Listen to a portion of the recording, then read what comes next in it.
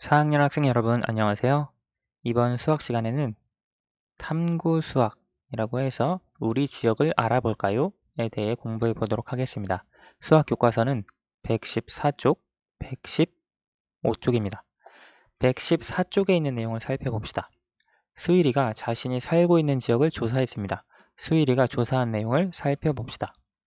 수일이가 조사한 내용인데요. 우리 학교 학생 수가 줄어들고 있어요. 수일이네 학교에 대한 내용인 것 같아요. 우리 학교의 학생 수가 점점 줄어들고 있습니다. 6학년은 98명이고 1학년은 21명입니다. 학생 수가 자꾸 줄어드는 이유는 무엇일까요? 통계청 누리집에서 이유를 찾아보았습니다. 우리 지역은 40대, 50대 인구가 많았고 2012년 이후로 인구가 점점 줄어들고 있었습니다. 수일이가 조사한 내용을 꺾은 선 그래프로 나타낸 내용인데요. 우리 지역의 인구, 그래서 2012년부터 2016년까지 5년간의 인구를 다음과 같이 나타냈습니다. 그리고 우리 지역의 초등학생 수 역시 이렇게 나타내는데요. 2012년부터 2016년까지 이렇게 줄어들고 있는 걸 알 수 있습니다. 특히 이 특징을 살펴보면 우리 지역의 인구에서 2015년에서 2016년이 될 때 갑자기 급격하게 인구가 줄어들었습니다. 그렇죠. 그래서 인구가 많이 떨어졌다는 걸 알 수 있고요. 초등학생 수도 보면 2012년에서부터 꾸준하게 줄어드는 추세인 것을 알 수 있습니다. 아래 내용을 계속 보시면 다음으로 우리 지역의 초등학생 수를 알아보았습니다. 초등학생 수도 줄어들고 있었습니다. 전체 인구에 비해 학생 수가 더 많이 줄어들고 있는 것을 볼 수 있었습니다. 우리 학교의 학생 수가 줄어드는 이유 중 하나는 전체 인구가 줄어들기 때문입니다. 또 다른 여러 가지 이유가 있을 것 같아서 더 조사해 봐야겠습니다. 물론 이제 학생 수가 수일이네 학교의 학생 수가 줄어드는 이유는 전체 인구가 줄어들기 때문에 이것이 이유가 될 수 있습니다. 하지만 이것 말고도 또 다른 이유가 있을 수 있겠죠. 그렇지만 수일이네 지역의 전체적인 인구는 줄어들고 있고 수일이네 지역의 전체적인 초등학생 수 역시 줄어들고 있다는 것을 알 수 있습니다. 우리가 이런 변화, 바뀌는 그런 것에 대해서는 꺾은 선 그래프로 표현하기에 좋다라고 이야기를 했습니다. 그래서 굉장히 급격하게 변화하는지 혹은 조금씩 줄어들다가 갑자기 완만하게 줄어드는지 그런 경향성을 파악하기에 꺾은 선 그래프가 좋다고 이야기를 했는데요.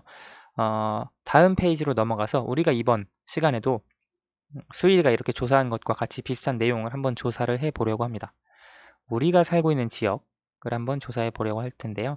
살고 있는 지역을 조사하려고 할 때 관심이 있는 주제에 동그라미 표하세요. 관심이 있는 다른 주제가 있으면 써보세요.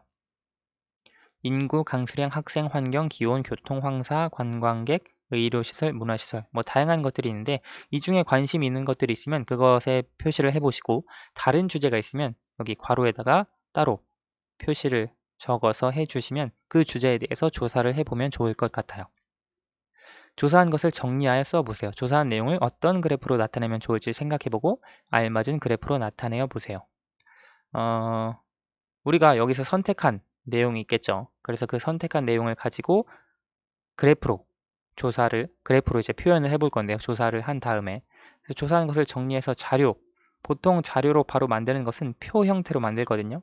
그리고 이 표 형태를 가지고 그래프를 작성을 합니다. 그래서 그 단계를 해줄 거예요. 여기서 보시면 제목이 있고요.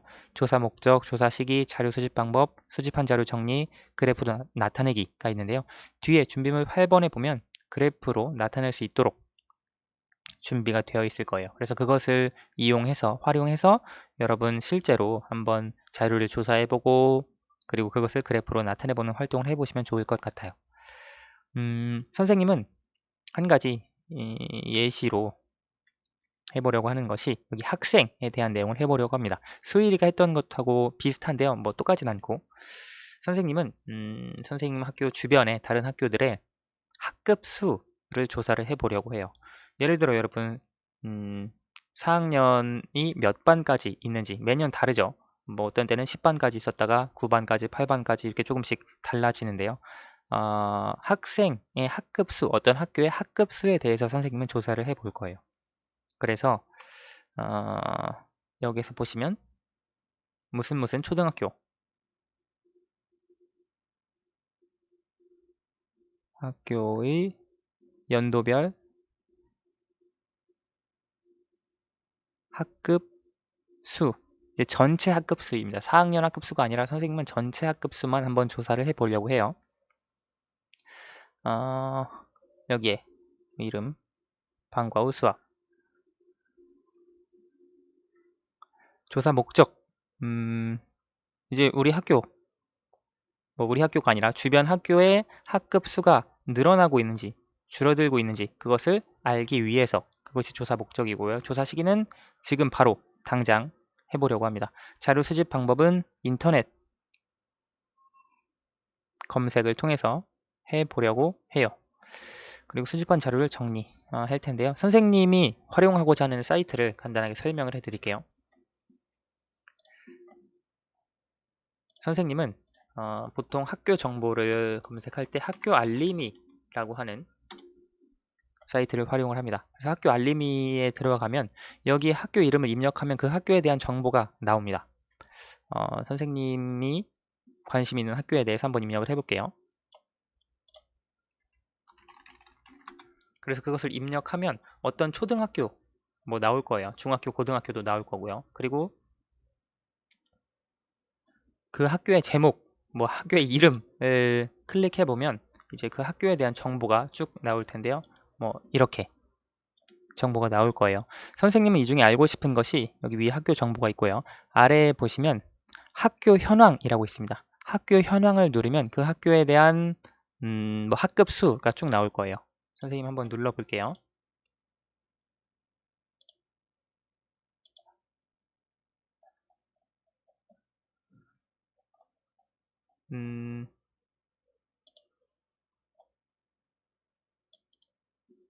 여기에서 학교 현황을 누르면 아래 이렇게 쭉 자료가 나옵니다. 학급 수가 여기 2020년 내용이에요. 2020년에 이러이러했다. 그래서 2020년에 보니까 학급 수가 38학급이 있었습니다. 2020년에 38학급이 있었구나. 연도를 여러분 변경하고 싶다 하면 이 공시 정보로 2019년, 18년까지밖에 안 나오네요. 그래서 2019년으로 변경을 하고 선택을 누릅니다.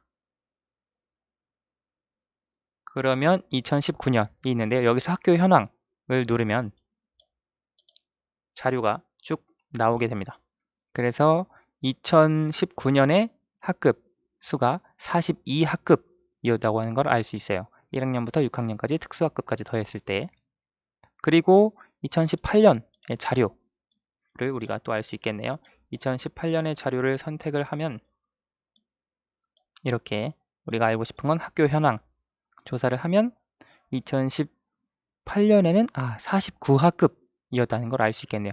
지금 선생님이 2017년은 여기서는 조사를 하기가 어렵네요. 최근 3개년, 이제 3개 연도에 대해서만 정보를 제공하고 있는 것 같아요. 그러면 지금 정보 제공된 내용을 바탕으로 자료를 한번 적어 보도록 할게요. 지금 여기에 보시면 2018년의 학급수가 지금 여기에는 연도 그리고 어떤 초등학교의 학급수입니다. 2018년에 49학급이었습니다. 그렇죠. 그리고 2019년에 아까 42학급이었던 것 같은데 네, 2019년에 42학급이고요. 그리고 2020년 올해 학급수가 30 몇이었나요? 네, 38학급이었네요. 그래서 2020 38학급. 여러분 혹시 2017년, 뭐 16년 자료까지 알면 조금 더 다양하게, 조금 더 자세하게 그 자료의 경향성을 파악을 할 수는 있을 것 같아요. 그래서 선생님은 이 세 가지 자료를 가지고 그래프로 나타내려고 합니다. 어떤 초등학교의 학급수. 보면 지금 학급수가 조금씩 줄어들고 있죠. 그래서 내년 학급수가 어떻게 될지는 뭐 모르겠지만, 대략적으로 짐작하거나 예상할 수는 있을 것 같아요. 자, 그러면 한번 해볼게요. 그래프로 만들어 보겠습니다. 여러분 뒤에 그 준비물 8번을 이용하면 그래프로 만들어 볼 수 있을 거예요. 선생님은 여기 가로에 연도 2018, 2019, 2020 자료를 세 가지밖에 조사를 못해서 여기는 사용하지 못하겠네요. 그리고 여기 세로에는 학급 수가 되겠죠. 그래서 몇 학급까지 쓸 수 있는지 2018년에 아까 49였고요. 그리고 2019년에 42, 그리고 2020년에 38 맞나요? 49, 42, 38. 네. 그래서 이걸 자료로 표현을 해줄 텐데 우리 꺾은 선 그래프에서 계속 활용했지만 그 물결선을 나타내 줄 수 있습니다. 그렇죠? 물결선을 우리가 이렇게 표시를 해주고 지금 가장 많은 값이 49고요. 가장 적은 값이 38입니다. 따라서 대략 여기쯤을 35로 잡으면 여기가 40, 45, 50 그렇게 만들어 줄 수 있겠네요. 그래서 한 눈금을 한 반이라고 하면 한 학급이라고 하면 40, 45, 50, 55 이렇게 맞춰 줄 수 있고요. 2018년에 49학급이었습니다. 그리고 2019년에 42학급이었고요. 그 다음 2020년에 38학급이었네요. 그래서 이렇게 자료를 만들고 선분으로 이어주면 이 학교의 학급수 무슨 초등학교의 연도별 학급수를 이렇게 꺾은 선 그래프로 나타내 줄 수 있겠습니다. 그래서 우리가 알 수 있는 것은 이 학교의 학급수가 조금씩 줄어들고 있구나 라고 하는 걸 알 수 있습니다. 그렇죠. 2021년은 우리가 몰라요. 아직 오지 않았으니까 몇 학급이 될지. 그렇지만 대략 짐작할 때는 뭐 똑같이 한 이만큼 줄어들지 않을까? 그러면 2021년에는 아마 35학급 정도 있지 않을까 예상을 할 수 있습니다. 이것은 지금 자료에 포함된 건 아니고요. 선생님이 그냥 한번 짐작해서 내년엔 이렇게 나오지 않을까 짐작을 해본 내용입니다. 그래서 이런 방법으로 우리가 자료를 조사하고 실제 그것을 꺾은 선 그래프로 나타내 줄 수 있습니다. 이런 것들을 통해서 우리가 실제 주변 생활에서 우리 실제 생활에 가까운 것들을 활용하며 나타내 줄 수 있다는 것, 그것을 이번 시간에 같이 살펴봤습니다. 그래서 활동을 하면서 알게 된 점이나 느낀 점, 이것은 꺾은 선 그래프가 우리 실생활에 굉장히 가까운 내용이라고 하는 것, 그것들을 알 수 있었습니다. 네, 오늘 이번 단원 꺾은 선 그래프 수업은 여기까지 하도록 하겠습니다. 감사합니다.